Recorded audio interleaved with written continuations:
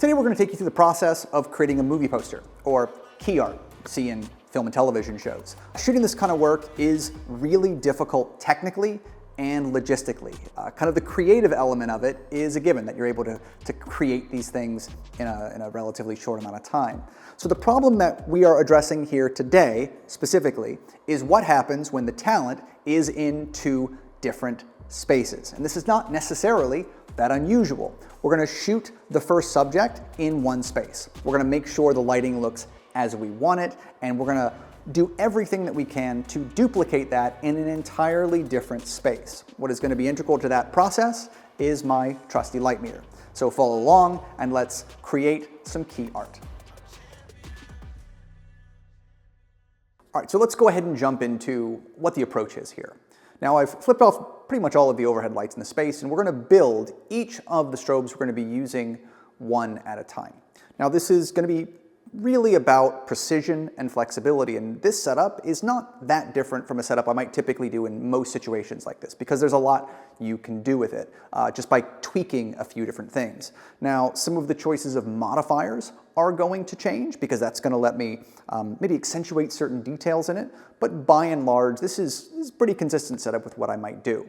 What I've got here is a series of strobes wrapping around my subject. In this case, Jeffrey is going to be our first subject of this project. I've got 3 different lights behind him. 2 are Profoto D2s with 1x4 strips and grids. Those are going to be flanking him on both sides. I also have a hair light from above. This is simply just another D2 with a zoom reflector and some barn doors on the end. The barn doors are going to help control that spill and minimize a little bit of flare that I might get at camera.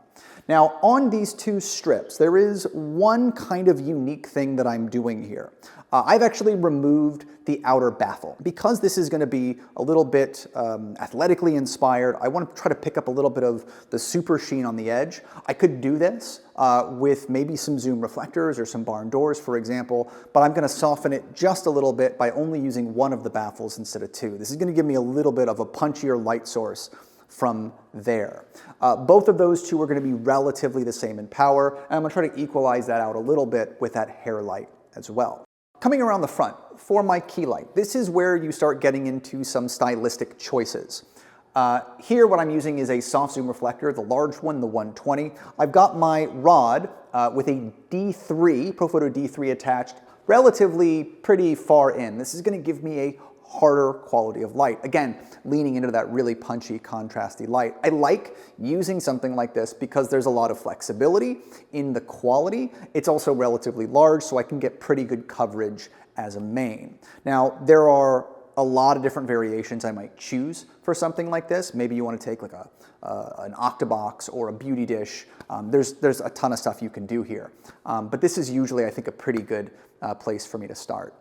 And then lastly, my fill light. In this particular case, I've got another Profoto D2 here with a large silver umbrella leaning in to that really punchy fill light. Now this, of course, gives me flexibility to control the shadows, and I might want to have multiple fills or more complicated fills if I want to create something a little more complex. Always a choice I might want to think about later on down the road.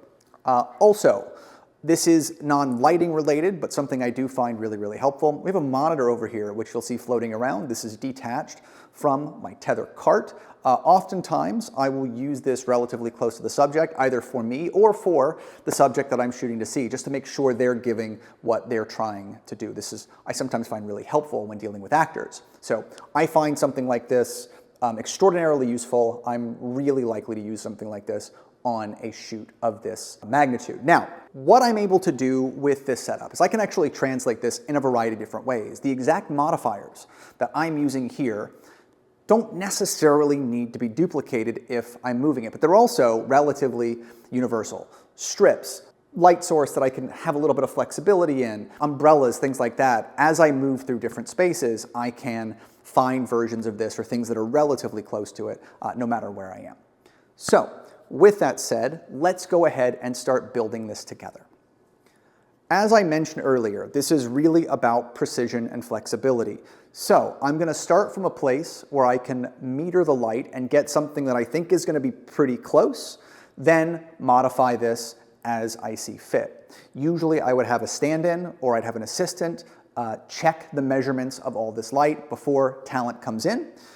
Usually you have a very short amount of time with talent. Sometimes it's a couple of minutes to get this out. But in this particular case, Jeffrey is patiently going to stand here the whole time as we work through this. I'm going to start with my rim lights. These two are working as a pair. I am using both of these on the same channel. They have the same modifiers, and they are about the same distance to my subject. We're starting out at just kind of a mid-level, a 5. So what does that mean? What do I want it to get at? Well, in something like this, I'm not trying to make it more difficult for myself later. If I only have a couple of minutes to shoot this, I want to try to get as much of it in focus as possible. So I'm going to try to throw a lot of power out of it. I'm going to try to shoot this at as high of an aperture as I can get away with. Usually, I'm aiming for about an f11 or so as a starting point. This usually means I'm throwing a lot of power out of it. So I'm not necessarily getting as high of a recycle time. But if recycle time is important, then I'm going to pull that back. Often I'm using packs and heads for a setup like this, but you can also, as you can see, get away with it with D2s and D3s and things of that nature. All right, so we're going to start with the rim lights. We're going to turn both of those on first. Now, we have the ProPhoto app set up, so I'm going to have my Digitech turn these on remotely for me. So when we talk about turning groups on, he's able to do that while I'm able to use the meter. So both of our rim lights are set on group C. Let's go ahead and flip those on, please, with the modeling lights. Great. So as I come over here, I'm using cordless flash mode. So I'm basically going to just hit the button, and I'm going to wait for input, and I'm going to point it at both of these two lights. So this is reading about 285, and that's reading 287. So they're about 0.2 of a stop off. They're very, very close, but they are very low in power. Let's go ahead and turn those up to, give me a 9. So they're at 5, so turn me up 4 stops, please. Okay, 4 stops, right? Give me a fire, please. And one more time. Okay, so 11, 8, and 16, so they're about firing at 16. Let's take those down a stop, please, as a starting point. We're going to try to get them at about f11 to start. I might want to punch them up a little bit so that they're slightly overexposed from base, but we're going to start and see what that looks like. So there's a couple of different approaches when it comes to using the meter here in regards to the retracted dome or not. So if I'm leaving the dome out, it's kind of getting the general sense of reading here. Now they're both basically pointed at the same place. I'm less inclined, for me personally, to want to deal with a retracted reading here for each of these. If you want to do that, you can get a little bit more of an exact reading between the two, but for me, in this particular instance, I'm relatively okay with it because they are fundamentally trying to do the same thing. Let's also go ahead and flip our hair light on, and let's flip the rim lights off. And again, I'm aiming for about an 11-ish. So let's go ahead and turn me up, and we'll see if that gets me close from where we started, because we were about at 5 before. So I think it's probably going to be a little strong, but let's just see. All right, so let's get a test shot of this. Now, just because I set it at 11 and I'm trying to get an f11 doesn't mean it needs to live here. This is just a starting point so that I know these are all about where they need to be. So I've got my camera set to that f11, which is really what I want to keep my base exposure at, and we're going to see how this looks. I think this is a really solid starting place. A couple things to notice here. Skin obviously registers quite a bit differently than the black hoodie. It's not the end of the world, but there's a couple of things I might want to do to offset this. For example, the hoodie, what's showing up a little bit from the strips, but also a little bit from the hair light. So there's some creative things that I can do here. If I were to, for example, turn my strip lights down a little bit, but turn my hair light up a little bit, I could actually tweak this a hair. Other things I could do, maybe introduce some nets, for example, or something that I could block or taper the light away off the face, something I could also think about. But let's try it with the hair light option first. Can you turn D up 2/3 of a stop? And can you turn the strips down 2/3 of a stop?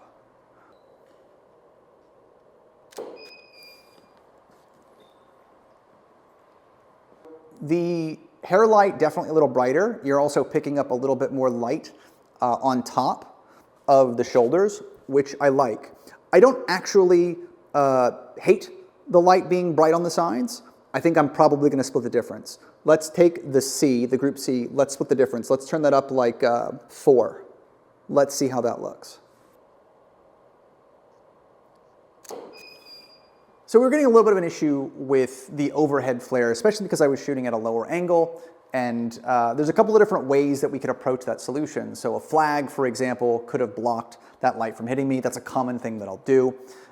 What we ended up going with was raising the light up a little bit so that we could point it down a little bit more. So we just kind of had to change the pivot and angle of it a little bit. And I also threw a lens hood on, which helped a little bit, but wasn't really the thing that fixed the issue. So this now gives me a little bit of a cleaner top part of my image so that I'm not getting any weird flare. And we don't really want that. Flares can be a fun stylistic choice to add, but we really want to work from as clean of a plate to begin with as possible. Remember, we're building this for the flexibility of the later image, and so we can't always inject a lot of stylistic stuff into this point in the process. Sometimes you can, but not always. So I'm going to take another quick test shot here. Great, and we can see that it's a bit cleaner. Great, looks good. Now that we have this, let's turn our attention to our key light, our main light, our soft zoom right here. I'm going to put this at about an 11 to get close to my exposure, maybe a little bit less for drama, but let's see if we can get it relatively close to that 11. I'm going to go ahead and do a retracted dome here. I'm going to try to isolate this light. All right, so I'm at 4. So go ahead and turn me up 3 stops, please.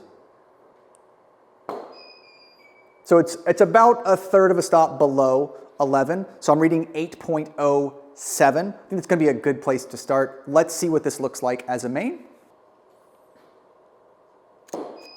Right? So we have this really beautiful, there's a bit of specularity in this light, which is why I really like using this light pretty focused with that rod pushed pretty decently far in. I think it looks, it's got a little bit of the sweat look to it, which I think in this particular case works well. And this is completely flattened out. It is situated off to the side a bit in kind of a Rembrandt. I have this on wheels for a reason, so that if I want to get different variations on the light, I can. Now in this particular case, relatively off to the side, let's throw it into a little bit more of a split light. And let's shift this a little more that way, please. Yeah, great. That's good right there, perfect. Now, we're also running into one interesting issue here. Yes, I have a fair bit of shadow over on one side of the face, but I'm also bouncing light off of a white wall. So I'm getting a little bit of lift to those shadows. If I need to control that a little bit more, maybe I might bring in a black V-flat to cut that shadow. Now here, I don't necessarily hate it. Even if it is going to go to a pretty dark shadow, I'm actually much more inclined to put a little light to it anyway, just so I have that flexibility in case it doesn't. So there's a couple of things that I can do here. One, I could rely on the post-production. So one of the great things about shooting with this particular camera is it's got very flexible files in post. I could, for example, take my shadow slider and I could bring it up quite a bit on that process. Could you just grab my blacks and just turn them up, please, just to kind of demonstrate that? Right? You could bring a lot of that out and then grab the shadows as well, just to push that. Yes, we can do that in post, but let's give ourselves a little bit more flexibility by utilizing a fill. In this particular case, I've got a D2 with a silver umbrella, just to kind of help alleviate some of those shadows, but doing so in a punchy way, to keep it stylistically on brand. I'm going to aim for this to be about 2.5 to 3 stops underneath my key. So if my key's coming in about 11, I think probably a good place for this is somewhere between 4 and 5/6. Now, just to make this a little easier to read, I'm going to flip my A off for just a second. Great, and let's try metering this. Again, we're aiming for about 4 to 5/6. One more time, please. That's 4.05. That's actually kind of right on the money. Let's just see how this looks. Let's flatten that out for me, please.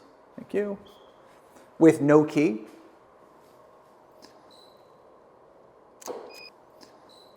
You can kind of see what it's doing. It's just a really, really slight lift to the shadows. You can see it kind of in the middle of the face. Now let's put the key back on, please.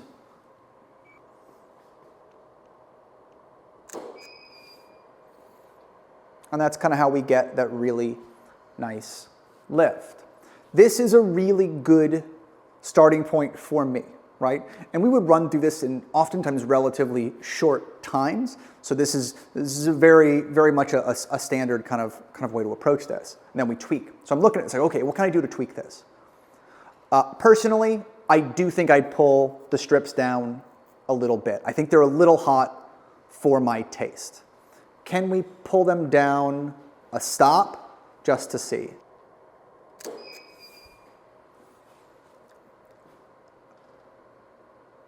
I think it's looking pretty good.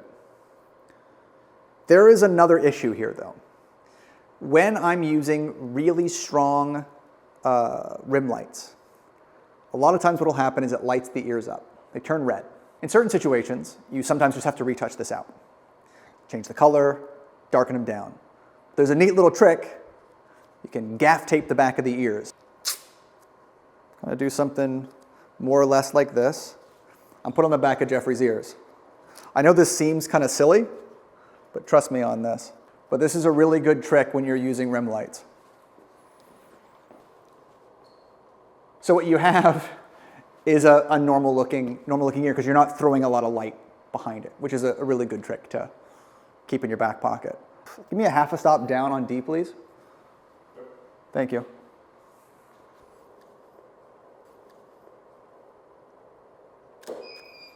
Cool. That's looking good.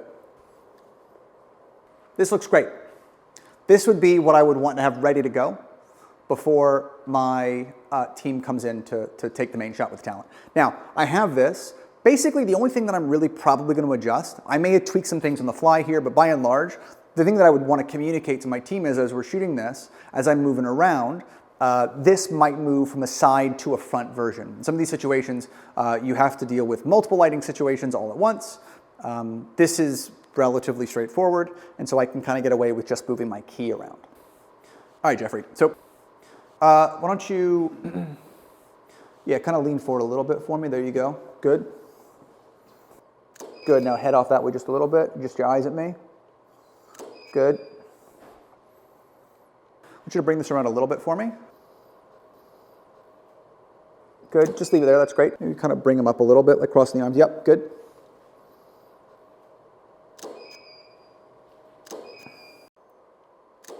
You guys remember how I wanted that extra little fill light? We got a little D2 with a strip. So we're metering it, it's reading about 4.07, so we're at 4.5 here. It's just a little bit of some sparkle from underneath. I want to see how this looks.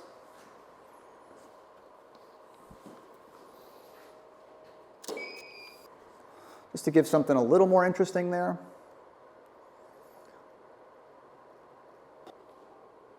I turned it down about a half a stop. Again, just something to see if I like this better. I think it does add a little bit of a complexity.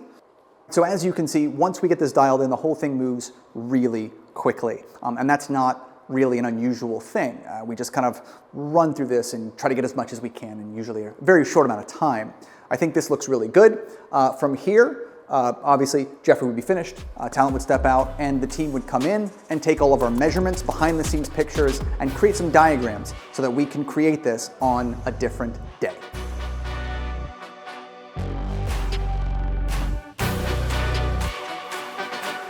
So now we're in a different space, and we've tried to get roughly the same configuration of lights that we had in the other setup. We take those measurements, obviously, both distance and behind-the-scenes photos, to try to get this as close as we can. But it isn't always exactly the same. It's not always a one-to-one. And so we have to kind of think on our feet a little bit about how we can try to make the same kind of look in a different space. And what really helps us do that is the meter.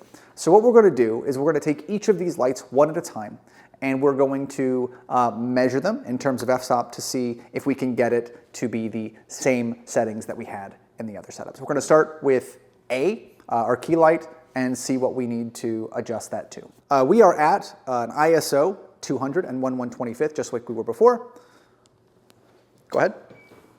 Reading 22.3. Let's go ahead and turn that down 2 stops and 5/10, please, I believe. Okay, one more time. We needed to read 8.08. It now reads 8.08. Let's go ahead and turn that off. Turn on B, please.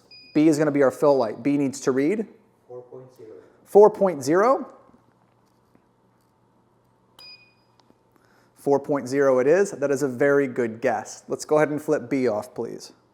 Do this one. This one needed to read 2.83. 2.83. Go ahead. It's reading 1.01. You said 2.83? Go ahead and turn that up 3 stops for me, please. 2.82, that's going to be close enough. We're going to use that as a starting point. Let's go ahead and turn this off, please. Let's put our rim lights on, please. C, rim lights need to read 4.03. 4.03. Go ahead. And one more. They're actually reading 4.03. That was a really good guess on that one as well. Cool. Let's go ahead and flip those off. And let's flip on our hair light. Hair light needed to read 8.03. 8.03. Not even close. It's 2.04. So let's turn that up. Give me 4 stops, please. Go ahead. 8.02. Go ahead and, just for consistency's sake, bring it up one more, please. And go ahead. Great. 8.03. Let's go ahead and flip everything on.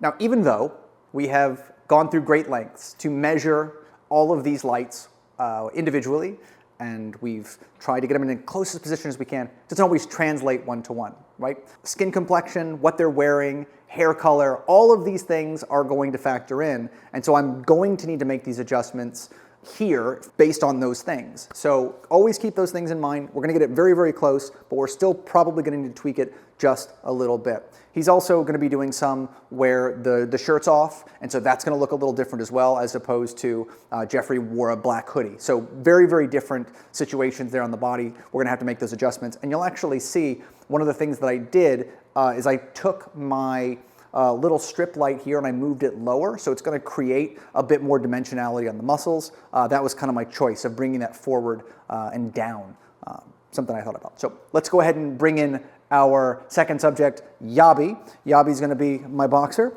and we've got a few different versions of this we're going to try.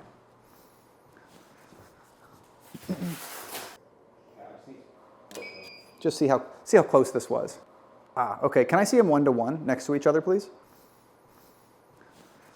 So here are the 2 images side by side. None of these have any processing applied to them, but when we shot Jeffrey's, we did do a little bit of toning to it. Let's go ahead and apply that toning to Yabi's shot. Okay, very, very dark. The shadows become a little crushed. I think in this particular case, my key light's a little too dark now. So what I'm going to do is I'm going to increase the brightness here so that I get a little bit more contrast on Yabi's face. Give me a stop up on A, please.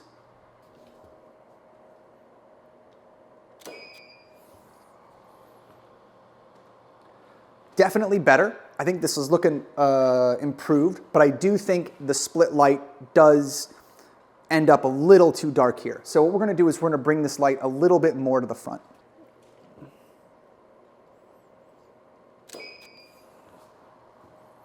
That's looking really good. Can we get a comparison of the 2 now? Yeah, I think this is looking really nice. I think my hair light could go brighter. Give me a stop and a half up on my hair light, please. I like that more. Can I see the before and after? Yeah, I like that better. I like a bit more of a cutout above. I think that looks really good. Cool. I am good with this. Now, we go ahead and we shoot this. Great. Cool. Yeah, and try across if you can. Okay. Cool? Too much, a little less. like right here. There you go. And then down a little bit. Good. And then don't look at me. Good. Yeah, maybe just up like this. Maybe drop one hand a little. Yeah, good. That's great. I like the eyes that way. That's nice. Good. Squint the eyes just a little bit, like intense on the eyes, really intense. Head up just a little. Bring that hand up a little bit more. Good. Yeah. Let's go shirt off if that's okay. This looks great. This looks fantastic. Open the mouth just a little bit. Hey, a little bit more, a little bit more. There you go. Oh my God. I think this looks great. So I hope you've enjoyed seeing a little bit of what goes into creating key art like this. Obviously, there's all sorts of challenges and logistical difficulties along the way that we kind of have to roll with and figure out solutions to, from starting in a big room, maybe going to a smaller room, or having to transition to different types of modifiers, but still in the end, achieving fundamentally the same result so that everything can come together to make one final piece that feels like it was all shot together. Hope this was a great experience for you, and look forward to seeing you next time.